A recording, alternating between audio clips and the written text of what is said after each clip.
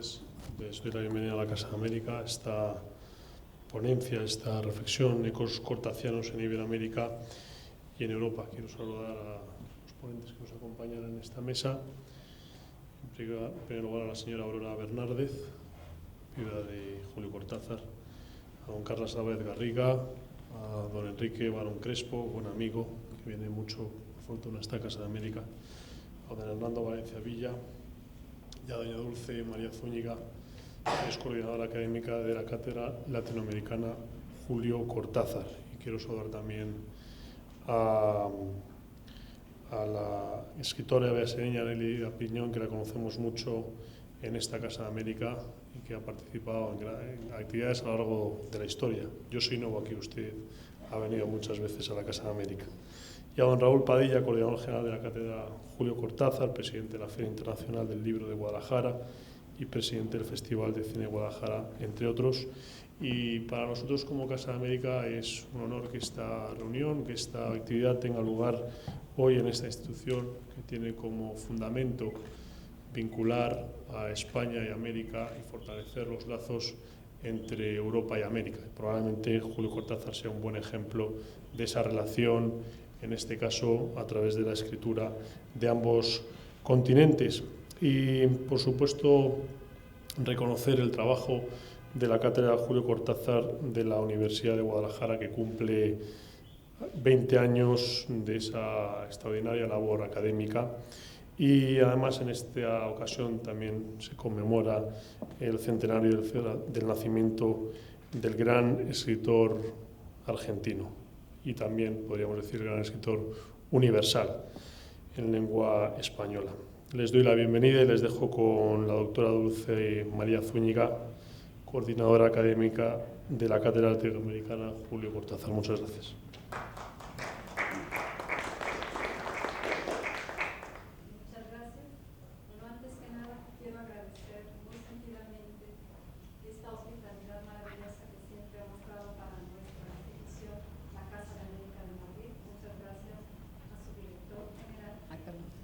Gracias a su director general, Tomás Poveda Ortega. Gracias a la coordinadora de la literatura, que siempre ha mostrado eficacia y amor por esta empresa. Muchas gracias por recibirnos esta tarde. Gracias a ustedes por estar aquí.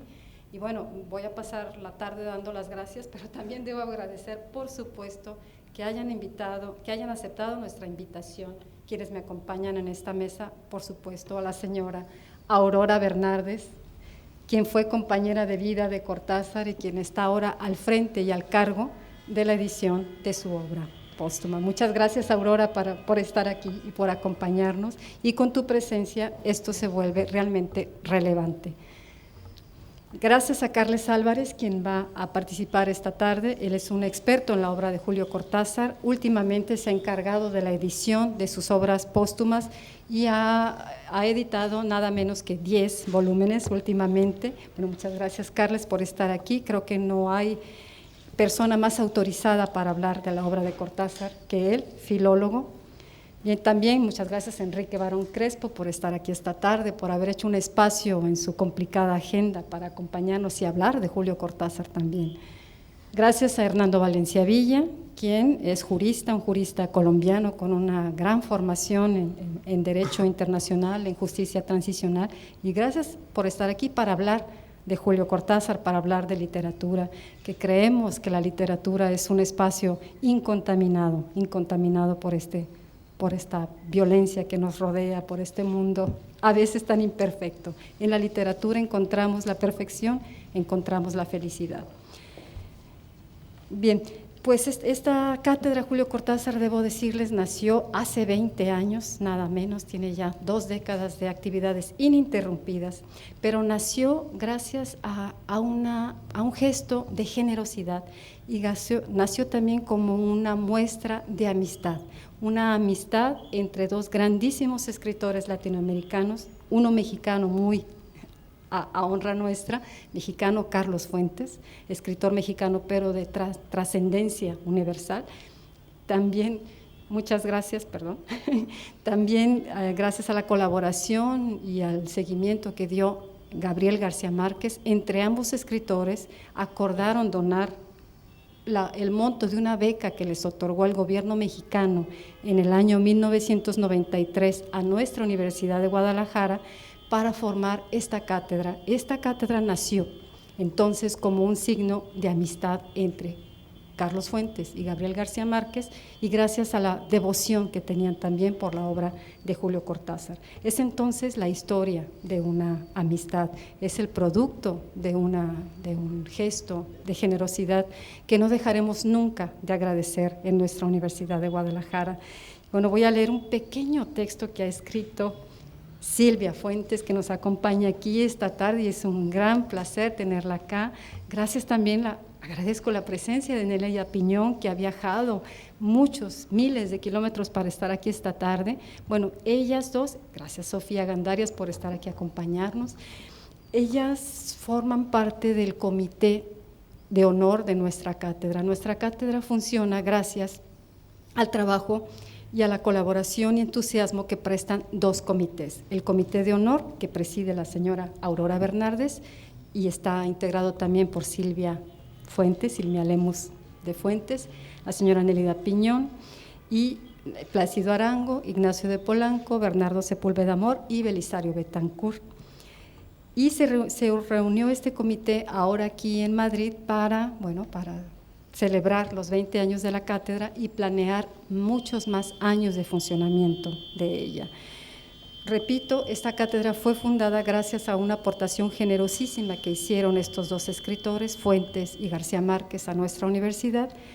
Ellos recibieron unas becas vitalicias. Vitalicias significa que, últimamente lamentamos el fallecimiento de Gabriel García Márquez.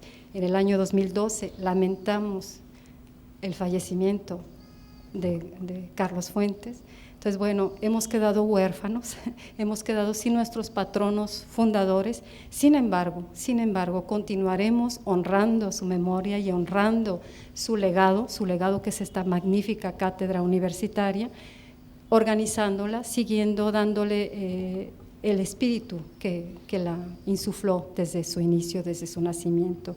Y voy a leer este pequeño fragmento de unas palabras que escribió Silvia Lemus a propósito de cómo nació esta cátedra. Dice, cito a Silvia Lemus: más allá de sus obras y su genio, a Julio, Carlos y Gabo los une una amistad ejemplar, hecha de admiración mutua y tareas comunes, por una literatura nuestra y universal. La idea de una república literaria que, según Gabo, tenía Carlos Fuentes, es la idea de una comunidad literaria positiva y creadora que hace que la literatura sea un modelo de convivencia y creatividad. Hasta ahí la cita, y eso es precisamente esta cátedra, ese es el objetivo de esta cátedra, convidar a intelectuales de todo el mundo. Nació con vocación latinoamericana, pero esta vocación ha trascendido ya las fronteras. Hemos sumado en 20 años de actividades a 132 invitados provenientes de 27 países. O sea, se han trascendido fronteras. Nació con una vocación de humanidades, en ciencias sociales y humanidades, pero ahora se han trascendido también ese dominio del saber. Últimamente hemos tenido invitados del área científica, del área de las artes visuales, del área de la música. O sea, se ha extendido aún más esta vocación. Y en la Universidad de Guadalajara, donde normalmente se lleva a cabo esta cátedra con una conferencia magistral y un breve seminario de entre 4 y 8 horas, esta cátedra no solo ya impacta a los estudiantes y a la población de Guadalajara en general, sino que se ha extendido mucho más allá de nuestra ciudad, hacia otras ciudades del estado de Jalisco y hacia otras ciudades de México y del mundo. La prueba de ello es que estamos hoy aquí celebrando el 20º aniversario de nuestra cátedra y, por supuesto, el 100º aniversario del nacimiento de Julio Cortázar. Entonces, muchas gracias por estar aquí, gracias de nuevo por haber aceptado hablar y celebrar a Julio Cortázar esta tarde en Casa de América. Y debo decir que quienes me acompañan aquí están vinculados con la cátedra Julio Cortázar porque han sido invitados como catedráticos El doctor Hernando Valencia Villa nos visitó hace unos años, al igual que el doctor Enrique Barón. Carles Álvarez está invitado a participar próximamente y Aurora Bernardes, bueno, es uno de nuestros númenes actuales. Así es que voy a ceder el uso de la palabra a Enrique Barón Crespo para que nos dé su comunicación sobre Julio Cortázar. Muchas gracias, Dulce. Buenas tardes, señoras, señores, estimados amigos. Señor director, bueno, hemos sido compañeros de fatigas en el Parlamento Europeo y, ante todo, yo quiero a mi vez agradecer esta invitación. Evidentemente yo no soy un crítico literario, aquí me han puesto político, pero ya estoy, como dicen los alemanes, fuera de servicio. En este momento no estoy en activo.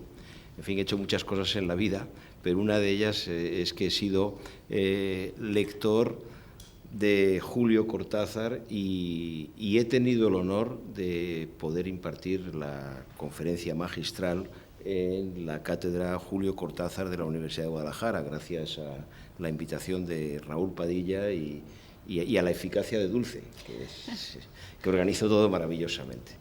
Y, bueno, ante todo, un recuerdo a dos personas que eran amigos y, vamos, a los que yo admiraba muchísimo desde mi juventud, a Carlos Fuentes y a Gabriel García Márquez.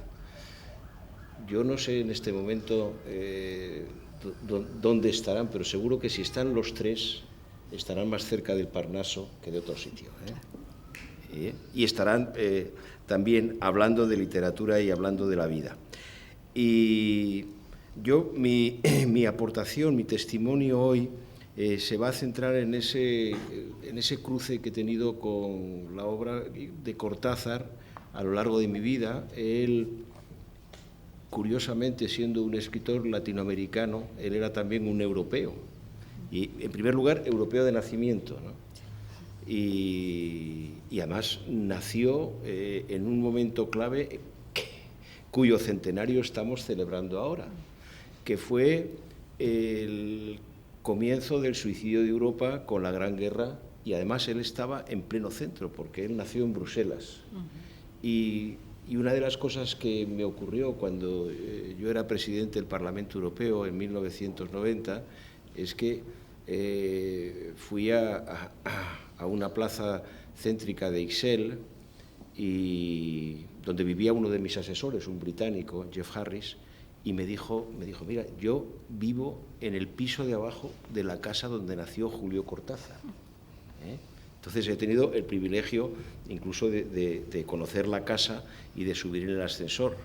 Mi mujer, Sofía Gandarias, lo recuerda también. Y Julio Cortázar, además, vivió de una manera muy directa la Primera Guerra Mundial, en la medida en que él, por lo que he podido leer de su biografía, él tuvo muy pequeño que salir de Bruselas refugiado, porque además es que era donde estaba el frente, y es algo que nos ha recordado el lunes en una ceremonia impresionante en la Real Academia Española, y hizo una lectura José Luis Gómez de las crónicas de don Ramón del Valle Inclán, que yo no las conocía y no son conocidas en España, sobre el frente aliado en la Primera Guerra Mundial, que iba desde Ypres, en Bélgica, en Flandes, hasta Alsacia, y que son sobrecogedoras, son homéricas. Y bueno, y en esa Europa nació Julio Cortázar. Incluso él dice que era una mezcla, diríamos, de guerra y de turismo, porque bueno, fue el comienzo de una vida, yo diría, bastante nómada. Luego yo me volví a encontrar o antes en mi vida, yo descubrí a Cortázar cuando tuve la oportunidad de poder ir a estudiar a Francia en 1963. Yo había empezado en la Universidad de Madrid en Derecho y en ICADE, y conseguí esto a través de un pacto con los jesuitas, que no es nada fácil, pero aprendí bastante. Conseguí irme a estudiar a París y empecé a descubrir lo que era la novela latinoamericana, y concretamente un libro que creo que es el libro capital de Cortázar, que es Rayuela. y me leí Rayuela, lo compré en una librería que había, la librería española, la Rue de Tournon, Rue de Seine, que era donde comprábamos pues todos los libros que no podías comprar en España, pero concretamente ese no es que estuviera prohibido, es que era una novedad. Y bueno, en primer lugar me llamó la atención el título, Rayuela, porque era un juego que entonces era bastante frecuente. Yo hace años que no veo jugar a Rayuela, ¿no? Yo por lo menos aquí en Madrid yo no veo ya que, sobre todo para nosotros, y no quiero ofender en el mundo en que estamos, era un juego más de niñas que de niños, quizá porque había que calcular más. Sí, pero bueno, era esa especie de combinación, un poco de salto de caballo que había que hacer para recorrer los 9 cuadrados y poder llegar al cielo. Ahora, pues, a lo que se juega normalmente es a juguetes electrónicos, pero a mí me sorprende mucho. Yo seguramente hay muchos niños que no saben lo que es Rayuela hoy en día. Sí. Pero luego ya cuando entré en la novela, pues la verdad es que entre esa vida cruzada entre Oliveira y la maga y el ambiente de París, pues claro, yo la leí en París y era muy actual, muy directo.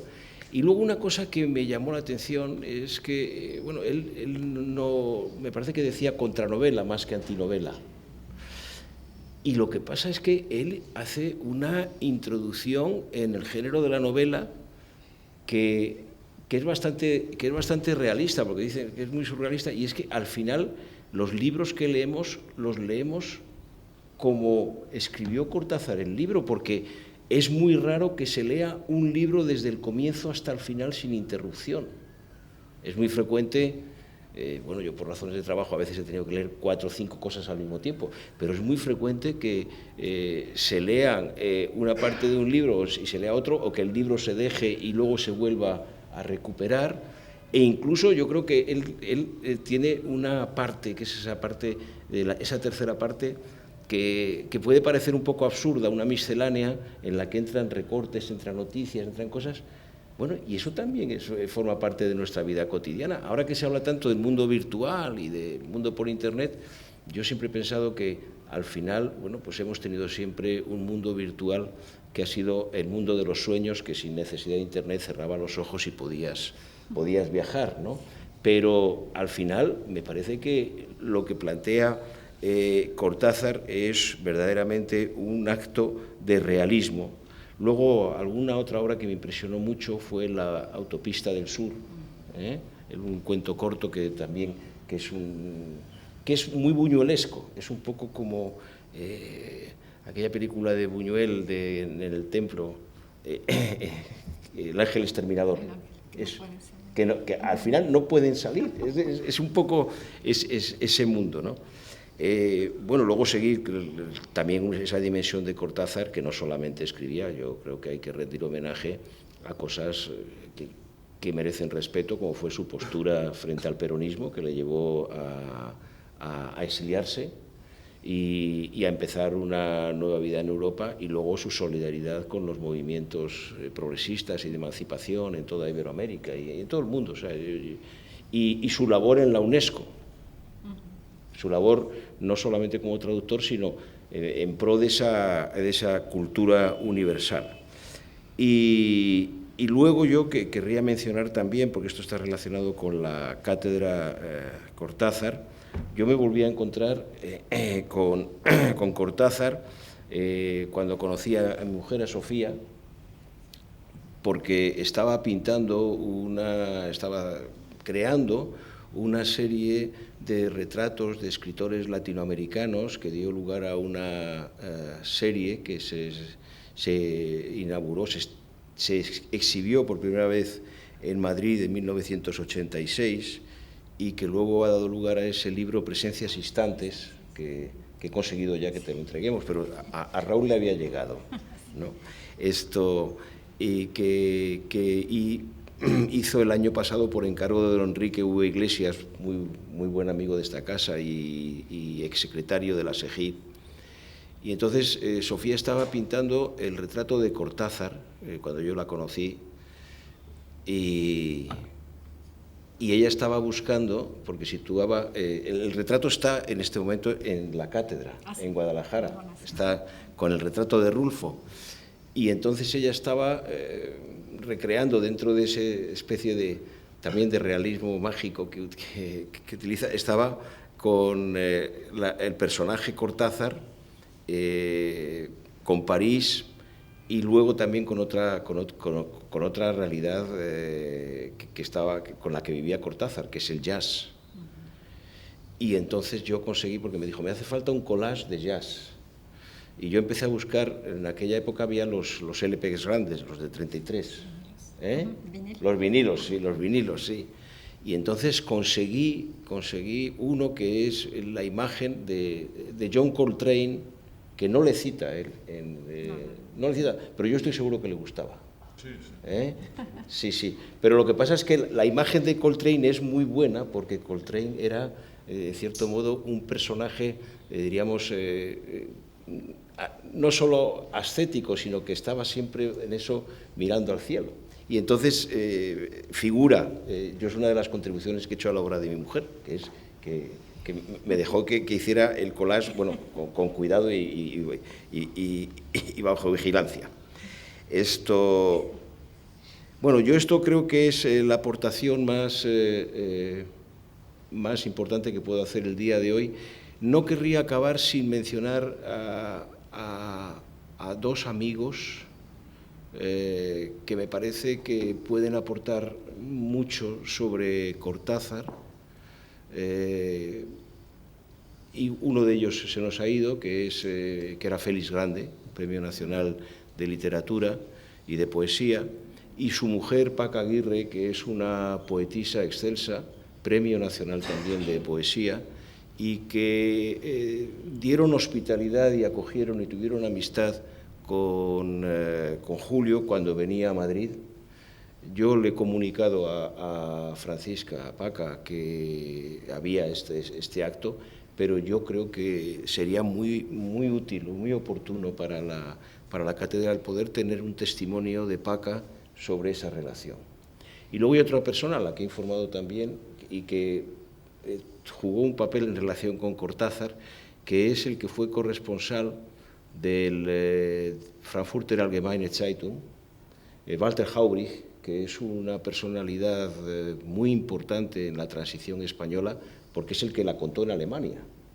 Y además es el que introdujo la novela latinoamericana también al público alemán, porque el suplemento del Frankfurter Allgemeine tiene una autoridad, diríamos, casi de academia.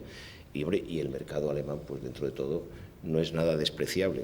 Lo digo con todo respeto a lo que está haciendo Raúl con la FIL, pero también es otra persona que tuvo una relación larga e intensa con Cortázar y que yo creo también que sería interesante el poder disponer de sus testimonios. Y dicho esto, pues agradecer una vez más la invitación y creo que es un homenaje merecido el que se hace aquí en la Casa de América a una personalidad tan influyente de ambos hemisferios, porque eso es lo que fue Julio Cortázar. Muchas gracias.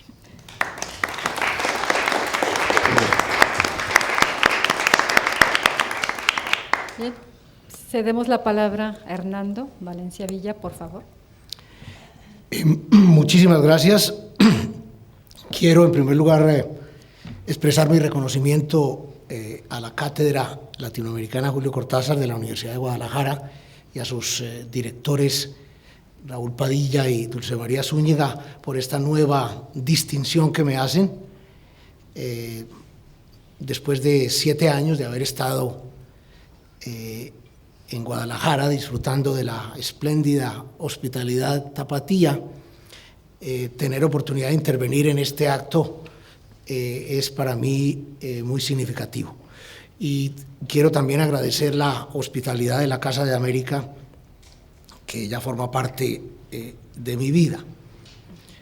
Voy a hacer una pequeña contribución sobre la obra de Cortázar como traductor, puesto que como Enrique Barón no soy literato, ni crítico ni filólogo, soy jurista, pero puesto que estuve en la cátedra, han tenido la gentileza de invitarme y coincidencialmente pues conozco a Cortázar desde mis años mozos y he tenido oportunidad de hacer algunos trabajos como traductor en estos últimos años. Julio Cortázar, traductor. Quizá uno de los aspectos menos destacados de Julio Cortázar en las celebraciones en curso con motivo de los 100 años de su nacimiento, los 50 años de la publicación de Rayuela y los 30 años de su muerte, es la obra del gran escritor argentino como traductor. Esta omisión se explica en parte por el mal disimulado desdén con el cual se trata todavía el oficio de traductor entre nosotros, pero resulta injustificable si se considera la jerarquía de algunos de los textos que Cortázar trasladó al español, como sus versiones de Edgar Allan Poe y Marguerite Yourcenar, por ejemplo, que no han sido superadas hasta hoy. Más aún, para quienes consideramos a Cortázar no solo como uno de los mayores narradores de la lengua, sino también como uno de los grandes traductores literarios hispanoamericanos del siglo XX, y al mismo tiempo hemos tenido la suerte de ejercer el oficio de la traslación, una breve glosa sobre su tarea en el arte de la traducción constituye una obligación intelectual ineludible. Además de su producción, que puede suponerse ingente, como traductor de documentos oficiales para organismos internacionales como las Naciones Unidas y la UNESCO, Cortázar tradujo 18 libros, o mejor, se publicaron entre 1945 y 1983 18 libros traducidos por él, así, 6 del inglés y 13 del francés, de los cuales 6 son ensayos y 13 son narraciones. Entre los textos ingleses sobresalen una colección de cuentos de Gilbert Chesterton, el Robinson Crusoe de Daniel Defoe y las prosas completas de Edgar Allan Poe. Y entre los textos franceses destacan la poética de Henri Bremond, 2 textos de André Gide, el estudio de Jean Genot sobre la Odisea y las memorias de Adriano de Marguerite Yourcenar. Con excepción de la prosa de Poe, publicada en San Juan de Puerto Rico, y de un libro de Carol Dunlop, la compañera de sus últimos años en París, que apareció en Managua un año antes de su muerte en 1984, las demás traducciones vieron la luz en Buenos Aires. Sabemos que Cortázar nació cerca de Bruselas y pasó sus años de infancia en Bélgica, al punto que aprendió el francés como si fuera su lengua materna, según lo atestigua el suave y delicioso acento gutural con el cual hablaba el español. Y su dominio del inglés fue también precoz debido a sus múltiples lecturas de adolescencia y juventud. Sabemos además que tras el regreso de su familia a la Argentina estudió magisterio y se licenció como normalista en 1932 y como profesor de letras en 1935, que alcanzó a cursar el primer año de filosofía y letras y que consiguió en 1948 el título de traductor público en inglés y francés al concluir en 9 meses un programa lectivo que tomaba 3 años, de tal suerte que su manejo de las 3 lenguas llegó a ser ejemplar. Es de justicia recordar aquí que durante mucho tiempo Cortázar compartió su vida con una extraordinaria traductora por derecho propio, Aurora Bernardes, su primera esposa y albacea literaria. A ella debemos no solo versiones españolas memorables de Flaubert, Camus, Faulkner, Nabokov y Calvino, entre otros, sino también la supervisión de las traducciones de Cortázar a varias lenguas modernas y la reciente publicación de sus cartas y escritos inéditos.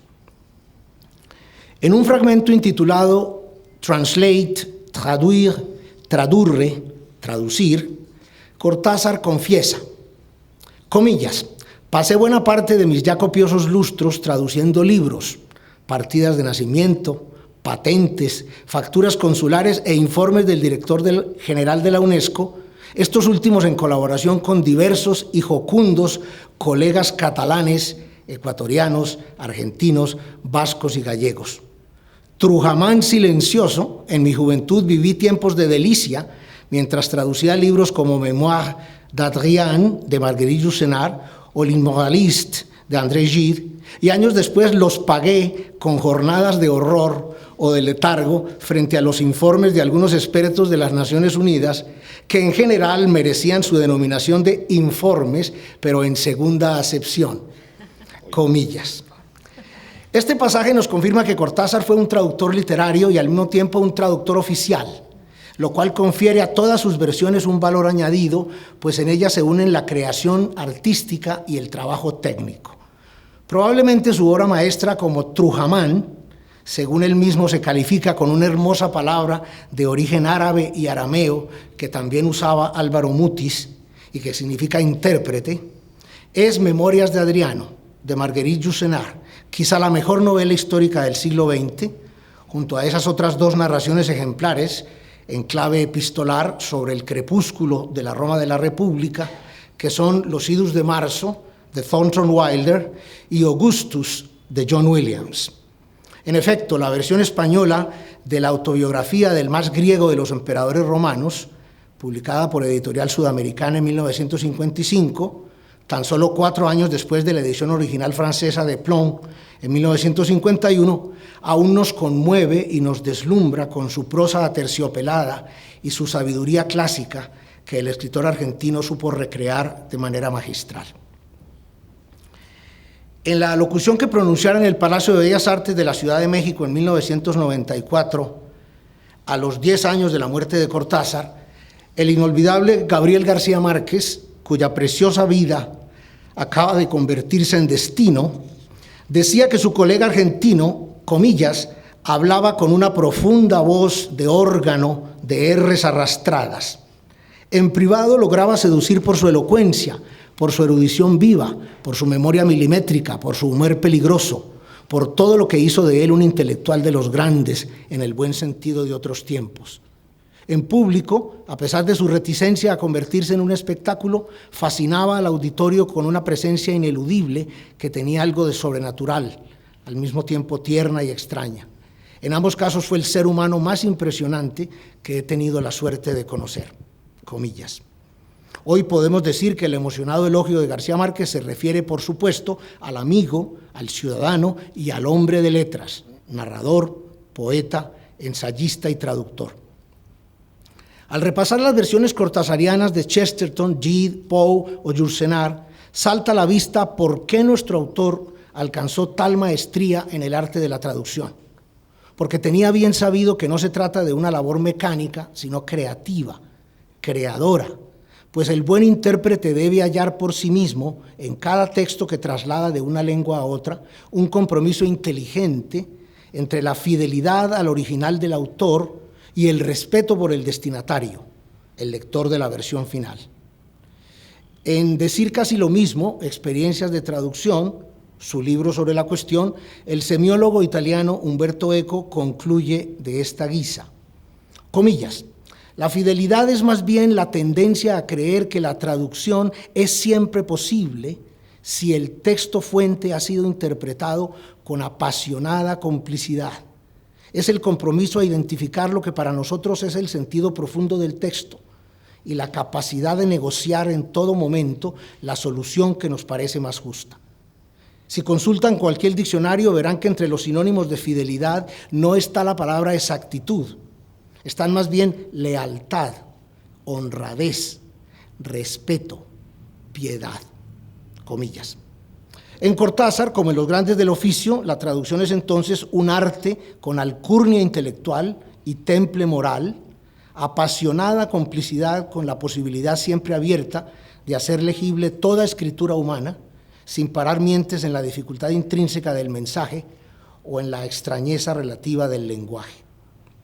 Ante Julio Cortázar, traductor, vienen como anillo al dedo las palabras de otro maestro del oficio, el germanista español Miguel Sáenz, quien en un hermoso libro reciente afirma, comillas, la traducción no es solo, como decía Octavio Paz, una función especializada de la literatura, sino un auténtico género literario, que en cierto modo recorre verticalmente todos los demás. Una traducción literaria es sencillamente una obra de arte de segunda generación. El traductor es el poeta del poeta, el novelista del novelista, comillas. Y nos recuerda que don Miguel de Unamuno llamaba albañiles de Babel a los traductores. El gran Cronopio, bajo cuya ilustre advocación la Cátedra Latinoamericana de la Universidad de Guadalajara cumple ya 2 décadas de admirable labor académica, pertenece por derecho propio a esta cofradía discreta y diserta, sin la cual no existiría la literatura universal, que desde el rincón de la rayuela donde se encuentre, nos mire con benevolencia y nos inspire con imaginación, y que su mirada azul, su conciencia vigilante y sus relatos entrañables, donde hay tantos mundos como días y tantos misterios como personas, nos acompañen para siempre. Muchas gracias.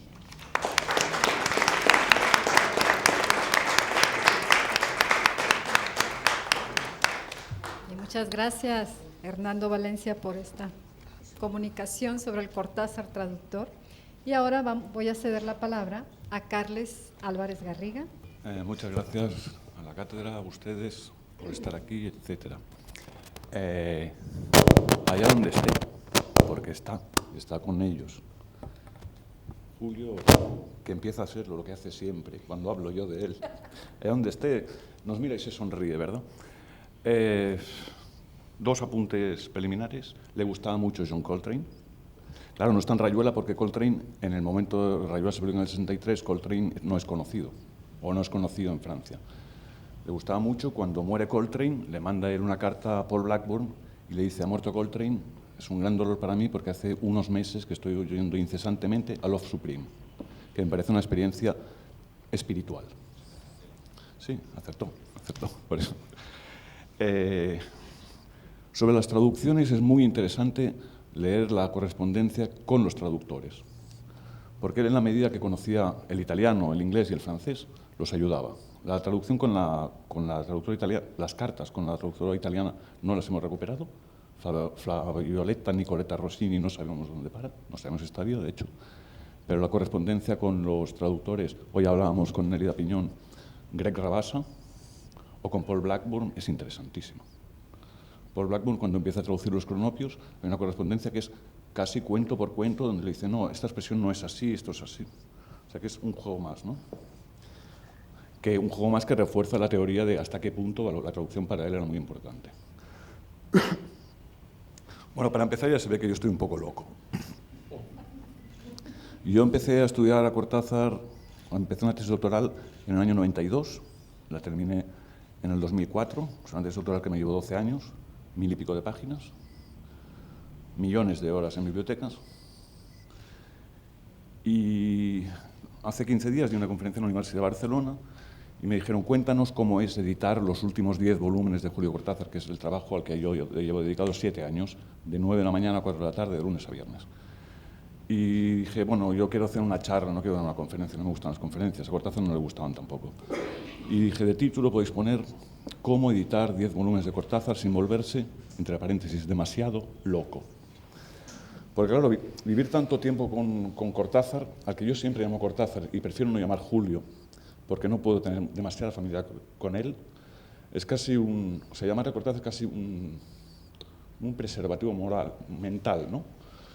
Porque cuando Aurora me encomendó hace 7 años el archivo de todos los papeles que tenía ella en París, un día a las 12 de la noche, 23 de diciembre de 2006, yo le dije instantáneamente que sí. Yo escribía discursos para políticos en Barcelona.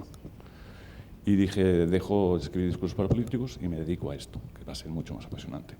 Y me dijo: no me lo digas ahora, consúltalo con Almohada y mañana por la mañana me das tu respuesta. Y dije: no, sí, no tengo ninguna duda. Mira que Julio te va a vampirizar. Y me iba a vampirizar, ella lo sabía muy bien, porque ella llevaba, aparte de toda la vida que habían vivido en común, ¿verdad? Ella llevaba desde el año 84 dedicada en espíritu, era la banderada de las ediciones de Julio Cortázar. Y sabe hasta qué punto un autor como Julio Cortázar te puede vampirizar. Por muchos motivos, pero uno yo creo que es el fundamental, yo creo que es lo que le distingue sobre muchísimos escritores, es la simpatía. La simpatía y podríamos decir también la empatía, que es lo que se ve en la correspondencia, ¿no? Bueno, entonces yo le dije a Aurora, de acuerdo, se lo digo mañana por la mañana, y al día siguiente de la mañana, evidentemente, le dije que sí. Y entonces empezamos. Empezamos y, bueno, el trabajo de archivo fue un año que dio como resultado el libro Papeles Inesperados, que publicamos en el 2009.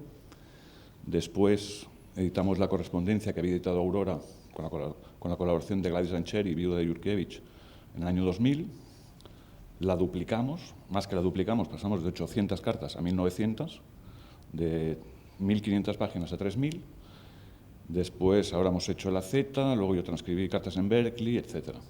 O sea, ha sido un trabajo de muchísimo tiempo. Por eso yo siento una familiaridad con Cortázar que es difícil de explicar y además da un poco de vergüenza. Hace 15 días estaba en París con Daniel Mosdinsky, el fotógrafo de los escritores, ese tipo, gran fotógrafo y maravillosa persona, y Daniel tenía que dar una charla sobre Cortázar. Tenía que participar en una charla sobre Cortázar y me dijo, me gustaría, él que es tan modesto, me gustaría no hablar de mí, sino hablar de Cortázar. No sé cómo hablar sin hablar de mí. Y yo le dije, Daniel, date cuenta que nuestra especialidad somos nosotros mismos. O sea, lo que más sabemos, quien más sabe de nosotros somos nosotros. Habla de ti, no pasa nada. Todo el mundo te quiere escuchar. Pero yo luego lo pensé y no es verdad. Yo sé más cosas de Cortázar que de mí. Directamente. Yo sé dónde estuvo Cortázar de memoria casi en cada mes de cada año de su vida. Y yo no me acuerdo dónde estaba yo, por ejemplo, en agosto del 83. No tengo ni idea. No tengo ni idea. Y entonces, claro, trabajar tanto tiempo buscando cartas da una satisfacción editorial innegable. Primero, hay que seguir, yo creo, el lema que debe seguir todo editor en el sentido filológico, ¿no?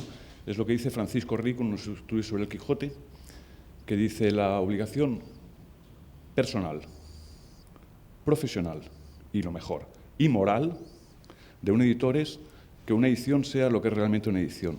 O sea, no transcribir los textos con errores, tachones y, dice él, o cagadas de mosca.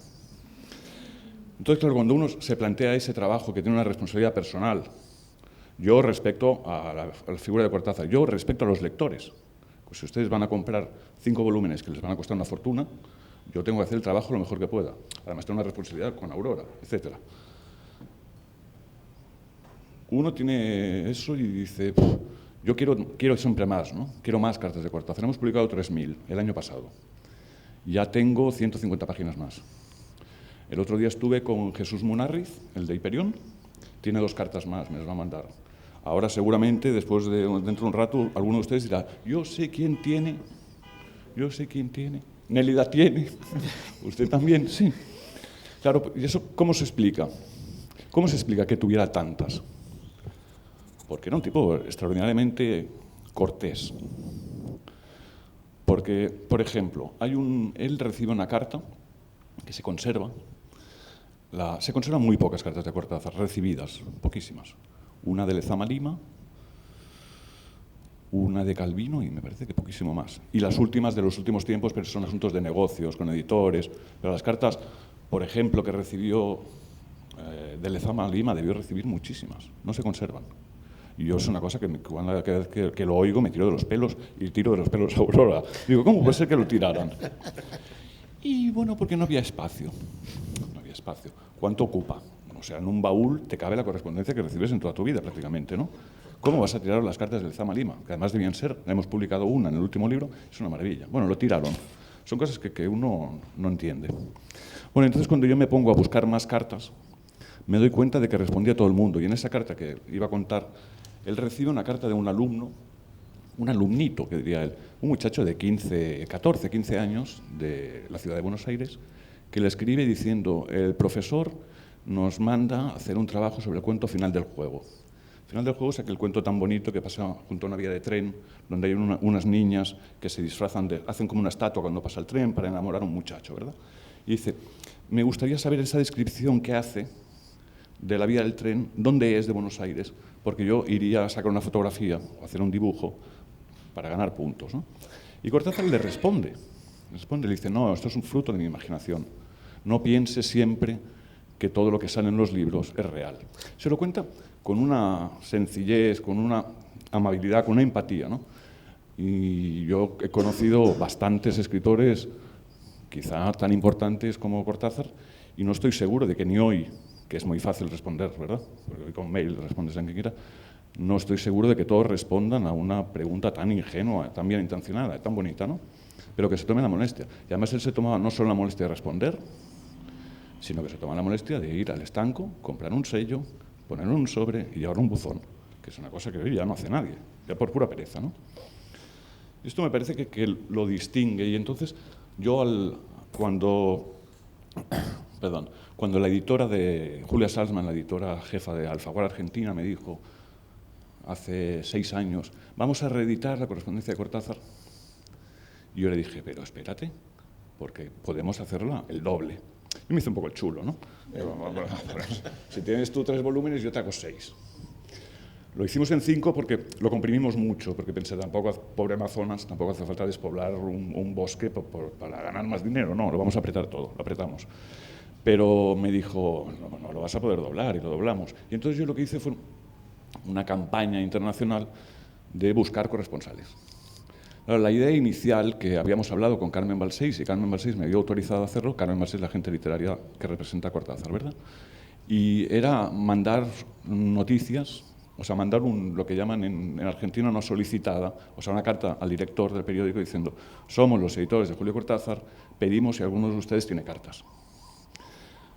Pero yo dije, es que esto es peligrosísimo, porque va a haber una cantidad de jóvenes escritores que van a hacer cartas a la Cortázar, apócrifas, que vamos a estar centenares de horas analizando la letra de la máquina o la caligrafía, el papel, carbono 14, va a ser un desastre. Pero no vamos a hacer esto, lo que vamos a hacer, y es fácil, es conseguir la superbibliografía, que es muy difícil de conseguir, pero al final lo conseguimos, de Cortázar, y ver todos esos autores que antes del año 84, que es cuando se publica la bibliografía, han escrito más de 2 o 3 artículos. Es muy posible que esos autores de 2 o 3 artículos hayan escrito a Julio Cortázar y Julio Cortázar les haya respondido. Y por ahí iba a salir, y salieron muchas. Claro, son profesores y profesoras, la mayoría están todavía vivos, la mayoría siguen siendo profesores en los Estados Unidos, es muy fácil por internet encontrar su mail, mandarles.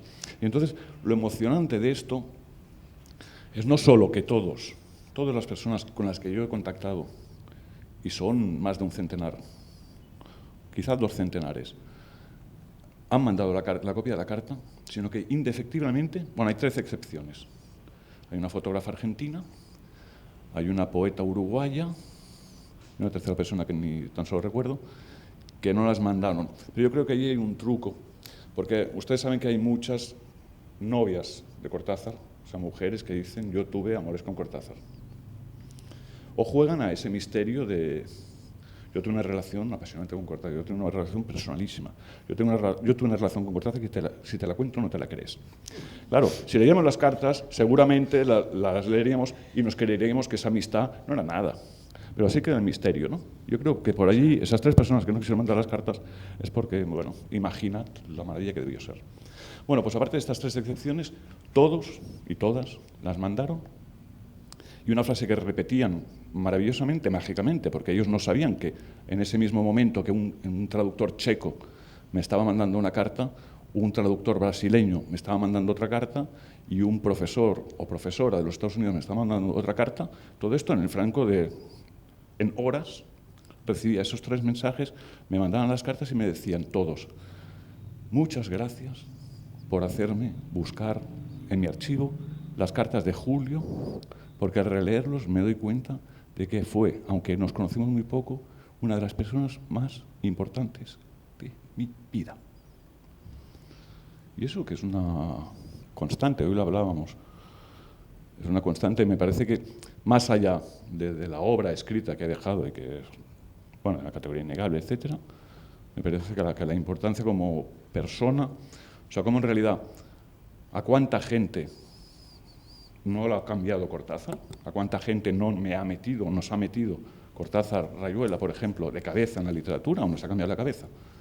Claro, yo cuando leo a Cortázar por primera vez, yo tengo 14 años, vivo en Barcelona, yo había leído lo que leían los muchachos de Barcelona a los 14 años, o sea, Julio Verne, Kipling, los libros de Richmal Crompton, las aventuras de Guillermo, y entonces leo los cronopios, y digo, yo no sabía que esto se podía hacer. Cuenta García Márquez que él se metió de cabeza en la literatura cuando leyó la primera frase de la Metamorfosis de Kafka. Después de una noche intranquila, Gregor Samsa se despertó convertido en un escarabajo. Cuando García Márquez leyó eso, dijo: yo no sabía que esto se podía hacer. Si esto se puede hacer, yo voy a dedicar mi vida a hacerlo. Es lo que dijo García Márquez. Mi frase no es tan trascendente ni tan bonita, pero yo pensé para mí, yo no sabía que esto se podía escribir, y si esto se puede escribir, este tipo me ha arruinado la vida. Me ha arruinado la vida. Y esto hace pues 31 años y aún seguimos.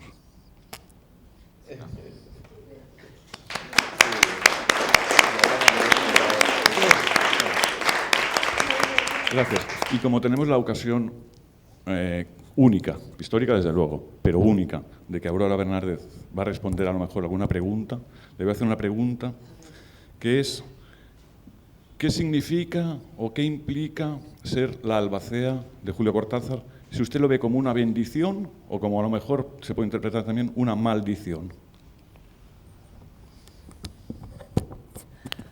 No puedo decir que sea ni una bendición ni una maldición. Es un destino, sencillamente es eso. Ser albacea es un destino. Y es un destino que no se trata de ser traidor del destino, pero además no se puede.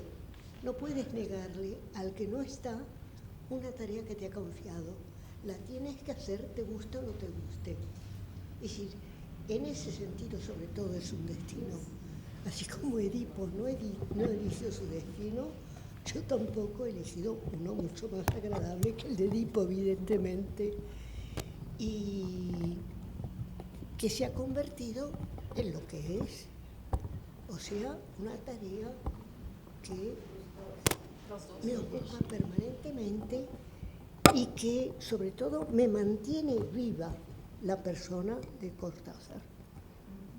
Como además Cortázar se ha referido a él como traductor, efectivamente, era un traductor vocacional Cortázar, como yo.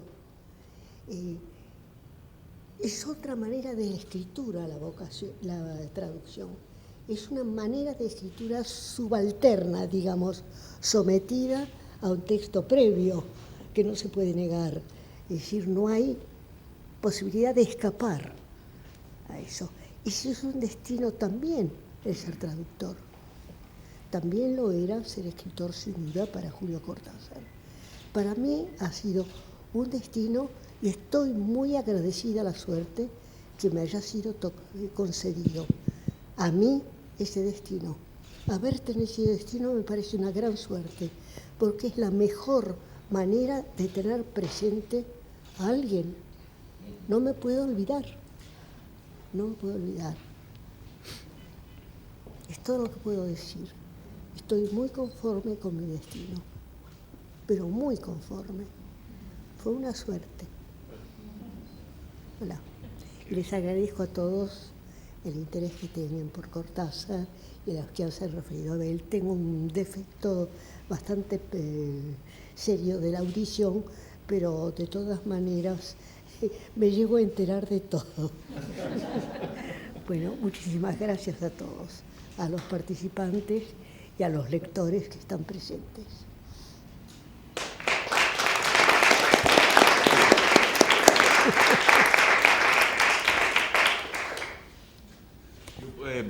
Voy a contar una anécdota.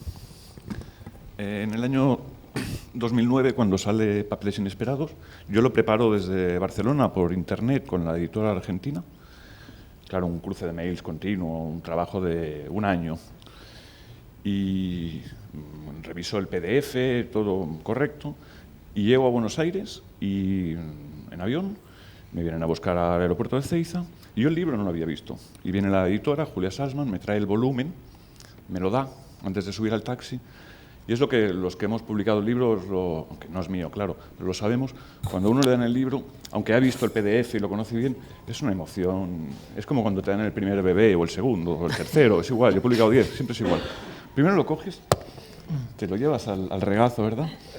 Lo hueles, como los bebés. Lo miras, como los bebés, le levantas la camisetita a ver cómo tiene el ombligo, le cuentas las partes que no falte nada, como le cuentas cuando tiene un bebé, que tenga todos los deditos de las manos, los deditos de los pies, encantador, ¿no? Y te subes al taxi emocionado.